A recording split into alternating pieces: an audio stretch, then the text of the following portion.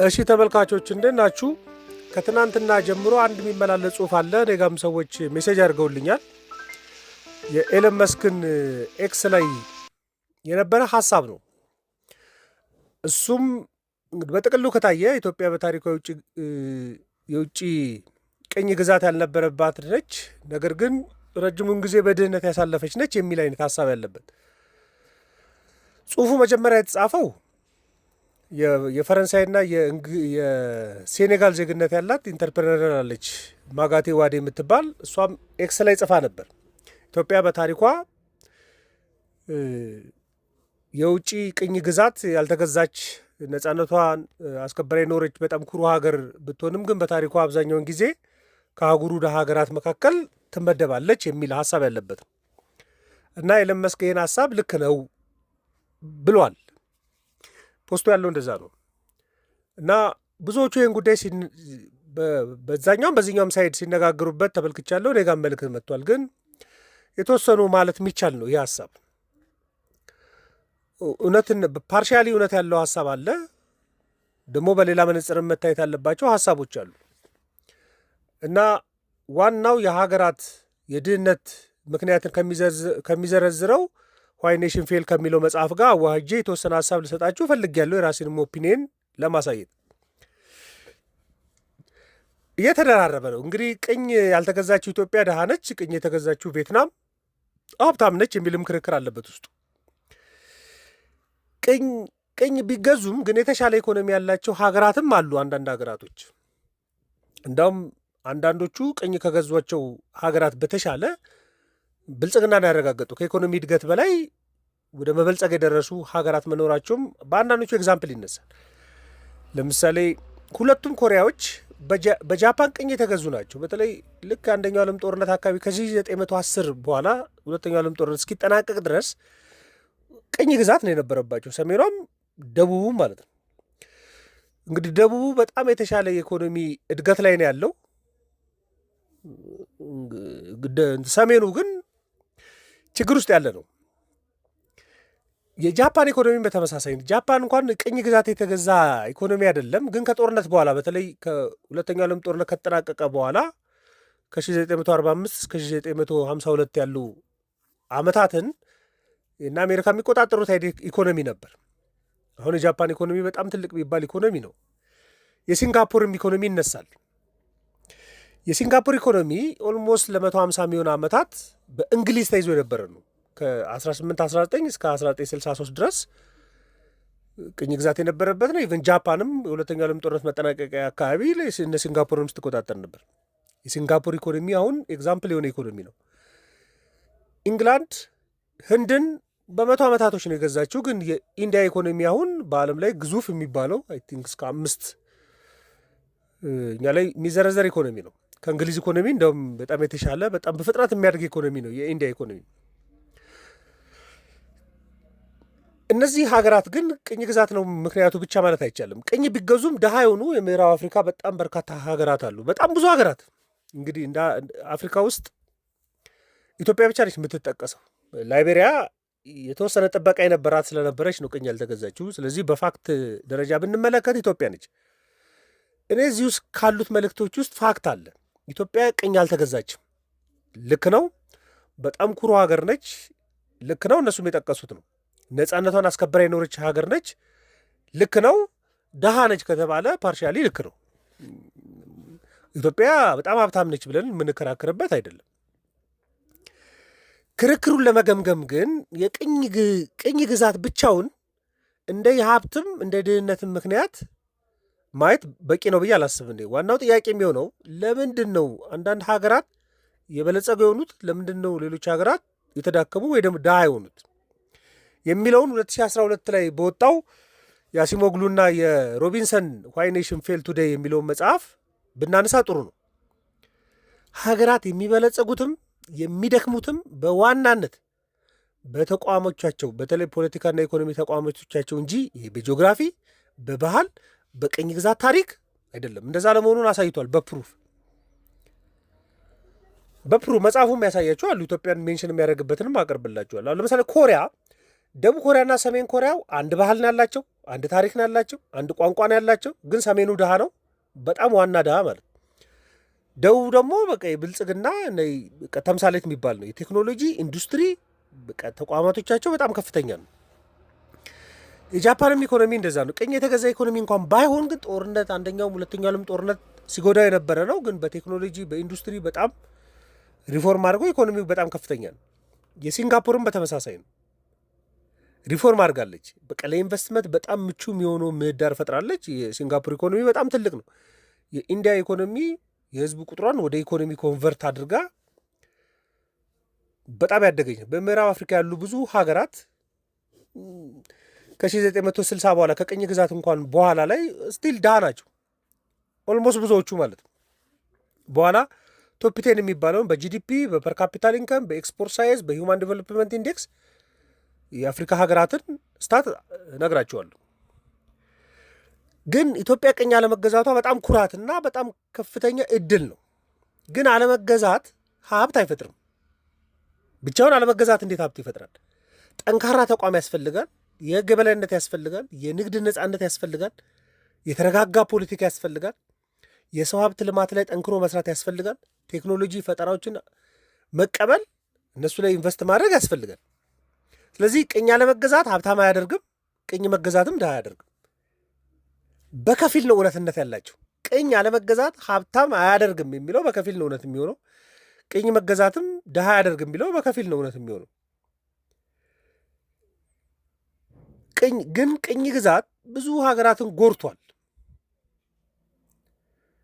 ነገር ግን ከነጻነት በኋላ ከቅኝ ግዛት ነጻነት በኋላ ግን ስኬትና ድህነታቸውን የወሰኑ ሀገራት ደግሞ ብዙ ናቸው። ለምሳሌ ከቅኝ ግዛት ነጻነት በኋላ ተቋማትን በጣም መገንባት የቻሉ፣ የአመራር ጥራትን ማውጣት የቻሉ፣ በቃ የህግ ስርዓትን በአግባቡ መምራት የቻሉ፣ የኢኮኖሚ ፖሊሲዎቻቸውን በጣም የተናበበና ተንበይ የሚችል ጠንካራ ያደረጉ፣ የፖለቲካ መረጋጋት ያላቸው ሀገራት ወደ ስኬት ይህም ማሳካት ያልቻሉ ሀገራት በድህነት ቆይተዋል። ልክ ነው። ስለዚህ ቅኝ ግዛት አለመገዛት እንዴት ሀብታም ሊያደርግ ይችላል? አንድ ቫሪያብል ነው ሊሆን የሚችለው። ለቬትናም ኢኮኖሚም ቅኝ መገዛት አይደለም ዘሜን ቫሪያብል፣ ሌሎች በጣም ብዙ ቫሪያብሎች አሉ። የኢንዲያ ኢኮኖሚ በጣም የተሻለ እንዲሆን ያደረገው በእንግሊዝ ቅኝ ስለተገዛና እንግሊዝ ስለደገፈቻት አይደለም። የኢንዲያ ኢኮኖሚ እንደ አንድ ቫሪያብል ሊያገለግላቸው ግን ይችል ይሆናል። ዋይ ኔሽን ፌል የሚለው መጽሐፍ የሚያጠነጥነው በጣም ትክክለኛ ምክንያቶችን ይዘረዝራል። ሀገራት ለኢኮኖሚ ውድቀት የሚዳረጉት በጣም ኤክስትራክቲቭ ኢኮኖሚክ ኢንስቲትዩሽን ሲኖራቸው ይላል። ምን ማለት ነው? የዛችን ሀገር ሀብት የሚበዘብዙ የኢኮኖሚ የፖለቲካ ተቋማቶች ካሉ ማለት ነው። መኖራቸው ነው፣ ካሉ እንኳን አይደለም መኖራቸው። እነዚህ ተቋማት በየሀገራቱ ያሉ ተቋማቶች የሀገሪቷን ሀብት ጥቂት በሆኑ ማለት ነው ጥቂት በሆኑ የፖለቲካ ሊቃን እጅ ላይ ነው ወስደው የሚያከማቹት። ስለዚህ ብዙዎቹ ይበዘብዛሉ። የአፍሪካ ሀገራትን ታሪክ በደንብ ማወቅ ትችላላችሁ። እኔ የዴቨሎፕመንት ኢኮኖሚክስ ተማሪ እንደመሆኔ ብዙዎቹ እናውቃለን። የእስያ ሀገራቶች፣ የላቲን አሜሪካ ሀገራቶች ብዙዎቹ ማለት ተቋም ነው መገንባት የሚቸገሩት። ለማቋቋም የሚሞክራቸው የኢኮኖሚ ተቋማቶች በዝባዥ ነው የሚሆኑት። ለማቋቋም የሚሞክራቸው የፖለቲካ ተቋማቶች ትንሽ ሊቃኖች ላይ ሀብትን ያከማቻሉ። አብዛኛው ተጠቃሚ መሆን አይችልም። ብዙ የሚዘረዘሩ ምክንያቶች አሉ። በቃ የንብረት ባለቤትነት መብትን አይሰጡም። ሲሰጡ አልኖሩም። ከ1960 በኋላ እንኳን የአፍሪካን ብቻ እንቁጠር። ምክንያቱም የአፍሪካ ነጻ የወጣችው በአብዛኛው በ1960ዎቹ ስለሆነ ማለት በቃ የዛሬ 60 ምናምን ዓመት ጉዞዋቸውን እንኳን ብንመለከት ማለት በቃ ዜጎች በራሳቸው መሬት፣ ንብረት፣ የተፈጥሮ ሀብት፣ የንግድ ምንም ዋስትና የላችሁም እኮ ባለቤት መሆን አልቻሉም። በቃ ስልጣን ላይ ያሉ ሰዎች፣ የሚያስተዳድሩ ሰዎች ተቆጣጥረው ሌሎቹን እድል ከልክለዋል። አንዳንዶቹ የተከተሉት የሶሻሊዝም ስርዓት እንዳውም ሀብት መፍጠርን ከልክሎ ነበር የነበረው። በኋላ የኢትዮጵያንም መጽሐፉ ላይ ያለው ሜንሽን የተደረገውን ማንሳት እንችላለን። ምንክደው አይደለም፣ ብዙ የምንከራከርበትም አይኑ። የፈጠራ ስራዎችን አዳዲስ ቴክኖሎጂዎችን አይጋብዙም ነበር፣ እንደውም አፍነው ይዙ ነበር። እንደውም አዳዲስ ፈጠራ ከወጣ ወደኋላ ተመለሱ። እንግዲህ 100 ዓመት ወደኋላ ብትመለሱ 50 60 70 80 ዓመት ወደኋላ ብትመለሱ ያለ እውነታ ነው። በቃ ትንሽ በየዘመኑ የሚፈጠሩ የፈጠራ ስራዎችን አዳዲስ ቴክኖሎጂዎችን ያፍናሉ። አሁንም ያፍኑ አሉ።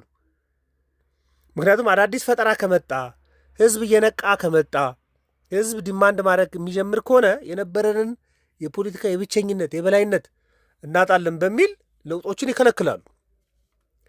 መከልከል፣ ነፃነቶችን መከልከል ማለት ለሁሉም እኩል የሆነ የገበያ እድል አለመፍጠር ሆን ብለው ማለት ነው። አሁንም ድረስ ስንት መፈንቅለ መንግስት ነው የምትሰሙት፣ ስንት ኩዴታ ነው የምትሰሙት። በምዕራብ አፍሪካም መካከለኛ አፍሪካም በብዛት ገበያዎች ለሁሉም እኩል አይደሉም።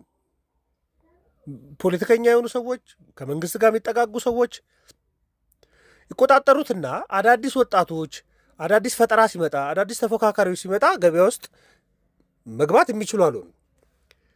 ስለዚህ በዋናነት የፖለቲካና የኢኮኖሚ ተቋማቶችን ያለመገንባት ቁርጠኝነት ያለመኖር ጉዳይ ነው ጉዳዩ። ከወጡ በኋላም እንኳን ቼክ ተደርጓል። ከ1960 በኋላ ቅኝ ገዢዎቻቸው ከወጡ በኋላ ተቋም በፍጹም አልገነቡም። ያልገነቡ ድሃ ሆነው ተገኙ ማለት ነው። ስለዚህ ኢትዮጵያ ውስጥም የኢኮኖሚና የፖለቲካ ተቋማቶችን ጠንካራ አድርጎ መፍጠር አሁን 1960 ምንለው የለም። ዘመኑም በሙሉ ነፃ ነው። ዘመኑም በሙሉ ግን እነዚህ ተቋማቶች ዌል ሆነው ተፈጥሯል ብሎ መናገር አይቻልም። ስለዚህ የሚገናኘው ቅኝ ከመግዛትና ካለመገዛት ጋር አይደለም። ቅኝ ከተገዙ በኋላ ነፃ የሆኑት ተቋም የፈጠሩ ቅድም ምንላቸው ተቋም የገነቡ የኢኮኖሚና የፖለቲካ ተቋም የአመራር ጥራትን ማውጣት የቻሉ የህግ ስርዓትን መገንባት የቻሉ የኢኮኖሚ ፖሊሲያቸውን ክሊር ያደረጉ የፖለቲካ መረጋጋትን መፍጠር የቻሉት ከድህነት ወጡ። መፍጠር ያልቻሉት እስቲል አሉ።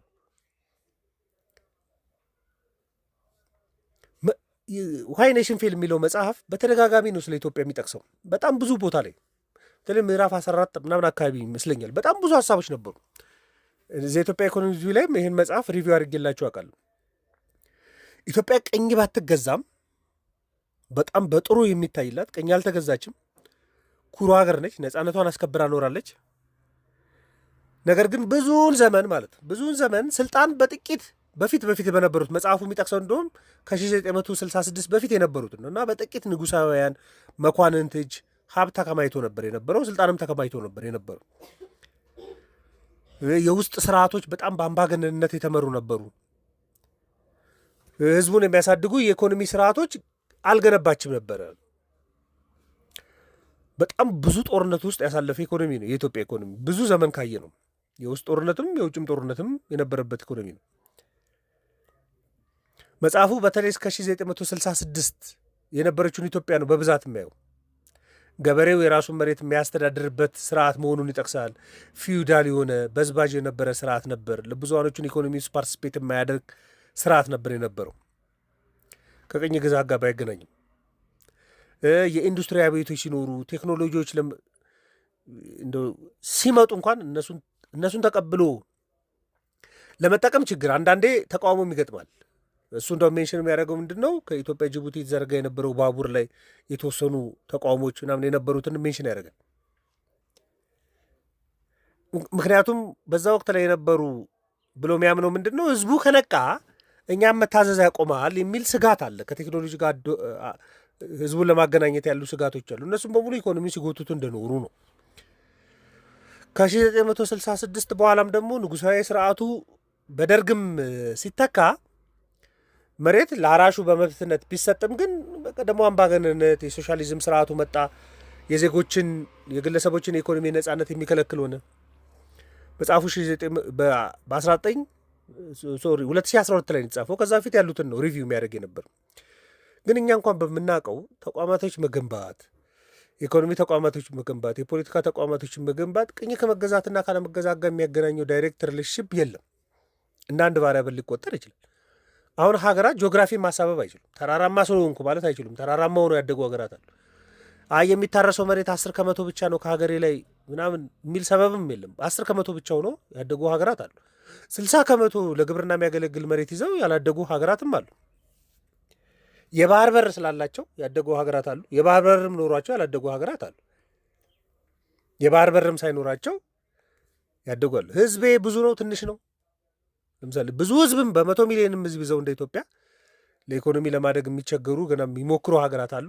ደግሞ ትንሽ ህዝብ በ100 ሺህ ህዝብ ኖሯቸው የተሻለ ያደጉ አለ፣ የተሻለ ያላደጉም አሉ። ጅቡቲና ሲሸልስን እንደመመልከት ቁጠሩ። በቃ ትንሽ ህዝብ ይዘው በኢኮኖሚ ግን ስትሮንግ የሆነ ኢኮኖሚ ያልመሰረቱትም ሀገራትም አሉ። በጣም ብዙ ማዕድን አሁን በማዕድን እንሳል ማዕድን ኖሯቸው ያላደጉ ሀገራት አሉ። እስካሁን ድረስ ትርምስ ውስጥ ያሉት እንደነ ኮንጎ ያሉት ሀገራት ይነሳሉ። ግን ማዕድን በበቂ ሳይኖራቸው ግን ኢኮኖሚያቸውን ግብርና ላይ መሰረት አድርገው ደግሞ ለማደግ እየሞከሩ ያሉ ሀገራት አሉ። ጉዳዩ በጣም ብዙ ነው። ቫሪያብሉ ብዙ ነው። ቅኝ ግዛት እነዚህም በሙሉ ቫሪያብሎች የጥፍጥፍጥፍ የሚያደርግ ነው ብሎ መናገር ትንሽ ያስቸግራል። ግን ውሸት ነው ማለትም ደግሞ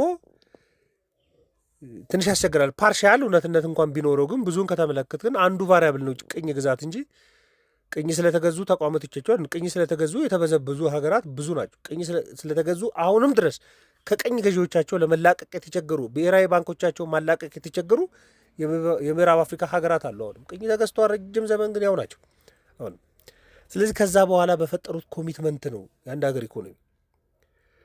አፍሪካ ውስጥ እውነቱን እንነጋገር ከተባለ ትልቅ ጂዲፒ ካላቸው ሀገራት መካከል ኢትዮጵያ አንዷ ነች። አሁን 9ኛ ነች። አይ ቲንክ 2026 ላይ በ121 ቢሊዮን ዶላር፣ ደቡብ አፍሪካ በ479 ቢሊዮን ዶላር፣ ግብፅ በ429 ቢሊዮን ዶላር፣ ናይጄሪያ በ377 ቢሊዮን ዶላር ይመራሉ የአፍሪካን ኢኮኖሚ። ኢትዮጵያ 9ኛ ነች በ121 ቢሊዮን ዶላር። የነፍስ ወከፍ ገቢ እንኳን ብንመለከት ለአንዳንድ ሀገራቶች ትልልቅ ነው። እነ ሲሸልስ ወደ 17,000 ዶላር ነው። ሞሪሸስ ወደ 13,000 ዶላር፣ እነ ጋቦን 9,000 ዶላር፣ ቦትስዋና ወደ 8,000 ዶላር ትልልቅ ነው። ኢትዮጵያ 1,081 ዶላር ነው አሁን ያለው። ኤክስፖርት ሳይዝ ከተመለከትን ትልልቅ ኤክስፖርት ሳይዝ ያላቸው ሀገራት አሉ። ግን ኢትዮጵያ ግን 10 ውስጥ የሚዘረዘር አለ። ደቡብ አፍሪካ ወደ 117 ቢሊዮን ዶላር በዓመት፣ ናይጄሪያ ወደ 65 ቢሊዮን ዶላር፣ አልጄሪያ ወደ 50 ቢሊዮን ዶላር፣ ግብፅ ወደ 45 ቢሊዮን ዶላር። ቅኝ ተገዝተው ስለነበረ ያለ አይደለም። ይሄ ኢኮኖሚያቸውን አሳድገው ኢኮኖሚያቸውን ለመጠቀም ባደረጉት ጥረት ነው። ቅኝ ስለተገዙ ገፍቷቸዋል፣ ለማደግ ገፍቷቸዋል የሚል ምክንያት ማንሳት አይቻልም። በሂውማን ዴቨሎፕመንት ኢንዴክስም ከተመለከትን ኢትዮጵያ ያላት ሬት ዝቅ ያለ ነው። ትልልቅ ሬት ያላቸው ሀገራት ቅኝ ስለተገዙ ነው ያንን ዴቨሎፕ ያደረጉት ብሎ መናገር የሚያስቸግር ነው እና የሚቆጨው በተወሰነ ፓርሻል ፋክት ያለው ጉዳይ ነው። እኔ የተመለከትኩት በቃ በታሪኳ የቅኝ ግዛት አልተገዛችም። የስ ነፃነቷን አስከበራ የኖረች ነች። የስ ኩሩ ሀገር ነች። የስ ደሃ ነች ከተባለ ግን አደለችም ብለና ልንከራከር አንችልም። ከድህነት ለመውጣት እየጣራ ያለ ኢኮኖሚ ነው ያዘችው። ግን አሁን ደሃ ለሆነችበት ምክንያት ቅኝ አለመገዛቷ ግን ደሃ እንዳትሆን ያደርጋት ነበር ወይ ከተባለ እንደሱ መሆን አይችልም። ምክንያቱም ቅኝ ተገዝተው አሁንም ከኢትዮጵያ የባሰ ድህነት ውስጥ ያሉ ሀገራት ብዙ ስለሆኑ ከነፃነት በኋላ በተፈጠረ ጉዳይ ሊሆን ይችላል። ስለዚህ እኔ የምመለከተው እንደዛ ነው። ብዙዎቻችሁ ስለላካችሁልኝ የተወሰነ ሪፍሌክት ለማድረግ ነው። ለውይይት ይሆናል። ማንኛውም ሀሳብ አስተያየት ካለ ልትልኩልኝ ትችላላችሁ። ለነበረን ቆይታ በሙሉ ከልብ አመሰግናለሁ። መልካም ቀን።